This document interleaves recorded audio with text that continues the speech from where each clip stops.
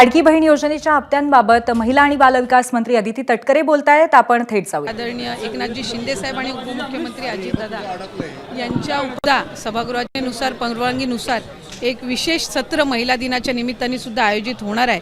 8 तारखेला शनिवार असून सुद्धा महिला दिनाच्या निमित्ताने सर्व महिला लोकप्रतिनिधींसाठी पण आणि महिलांसाठी पण या ठिकाणी या सभागृहाचं जे विशेष सत्र आहे ते होणार आहे।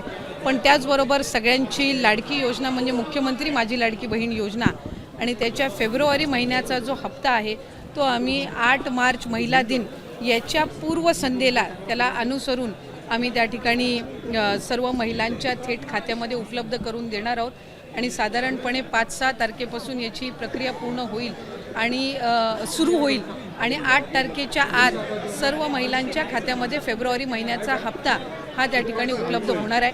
महिला दिनाच्या पूर्वसंध्येला म्हणून आम्ही त्याचं औचित्य साधून यंदाच्या वेळेला फेब्रुवारीचा महिन्याचा जो हप्ता आहे तो आमच्या सर्व लाडक्या बहिणींच्या खात्यामध्ये जमा करत आहोत। डिसेंबरपर्यंत 80 लाख महिला ज्या आहेत ते या योजनेत वगळल्या जातील। कधी नाही, विरोधक हे सुरुवातीपासून आरोप करतच आलेले आहेत। आम्ही साधारणपणे जवळपास 2.5 कोटी महिलांपर्यंत आम्ही पोहोचू शकलेलो आहोत। गेल्या महिन्यामध्ये सुद्धा जवळपास 2,35,00,000 2,40,00,000 इतक्या सुमारेस महिलांच्या पर्यंत लाभ हा पोचलेला आहे। त्याच्यामुळे फेब्रुवारी महिन्यामध्ये सुद्धा साधारणपणे आपला जे लाभार्थी आहेत लाडक्या बहिणीचे ते तशाच पद्धतीनं राहणार आहेत। विरोधक सुरुवातीपासून त्या संबंधितला जो आरोप त्यांच्याकडून केला जातोय त्यांच्या खऱ्या अर्थानं नेहमीच सुरुवातीला ही योजना जाहीर झाल्यापासूनच त्यांना ही योजना खुपते आणि आत्ता तर ज्या पद्धतीनं महिलांचा प्रतिसाद गेल्या 5-6 महिन्यापासून मिळत आलेला आहे त्यातून तर विरोधकांमध्ये एक नैराश्य या योजनेच्या संदर्भामध्ये पसरलेलं आहे आणि तेच ते बहिणींच्या मध्ये पसरवण्याचा प्रयत्न करतायत। पण हे महायुतीचं सरकार सक्षम आहे।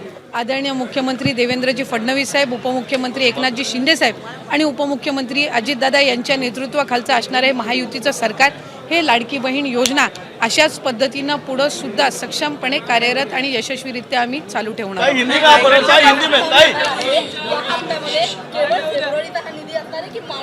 फेब्रुवारी महिन्याचा जो हप्ता आहे तो आपण महिला दिनाच्या पूर्वसंध्येला आपण महिलांच्या खात्यामध्ये जमा करणार आहोत आणि मार्च महिन्याचा जो हप्ता आहे तो अधिवेशनाच्या कालावधीमध्ये आपलं अर्थसंकल्पीय बजेट आहे आणि ते झाल्यानंतर ज्या वेळेला विभागाच्या वतीने उपलब्ध केलं जाईल त्यावेळेला तो हप्ता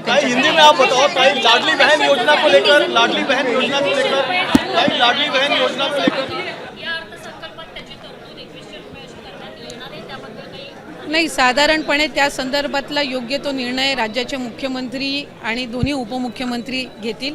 आम्ही आमच्या पद्धतीनं जी काही योजना आणि जो काही निधी हा आमच्यापर्यंत लाडक्या बहीण योजनेचा विभाग म्हणून येतो तो त्या महिलांच्या खात्यापर्यंत थेट पोचवणं, ती यंत्रणा अधिकाधिक सक्षम करणं आणि त्याचबरोबर पुढच्या कालावधीमध्ये आम्ही जसं नागपूरमधलं आज आपण एक उदाहरण बघितलं की 3-3.5 हजार महिलांनी एकत्र मिळून त्या ठिकाणी पतसंस्था स्थापन केली आणि 30 लाखाचं त्यांचं हक्काचं भांडवल त्यांनी या योजनेच्या अर्थसहाय्यातून उभं केलं।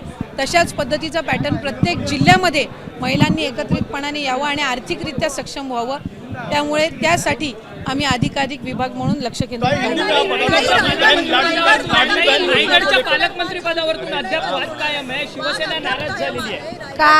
काल सन्माननीय मुख्यमंत्री देवेंद्र फडणवीस साहेब हे त्या ठिकाणी रायगड जिल्ह्यामध्ये होते।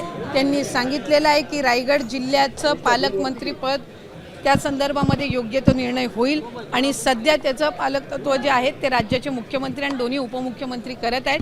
त्यामुळे रायगड जिल्ह्याचा विकास हा कुठेही खंडित होऊ नये याची दक्षता ही त्यांनी निश्चितपणाने घेतलेली आहे। मुख्यमंत्री लाडकी बहन योजना का जो इस फेब्रुवरी मंथ का जो लाभ है वो 8 मार्च महिला दिन, जागतिक महिला दिन जो हम मनाते हैं और उसके पूर्व संध्या को ये 5 मार्च से तकरीबन हमारी ये पूरी जो प्रोसीजर है वो शुरू होगी और जो हमारी लाड़की बहनाएं हैं उनके जो बैंक अकाउंट्स है उसमें ये लाभ 5 मार्च से तकरीबन जाना शुरू हो जाएगा। विपक्ष का एक आरोप है कि जानबूझ जो है नाम काटे जा रहे हैं, नए नियम लाए जा रहे हैं।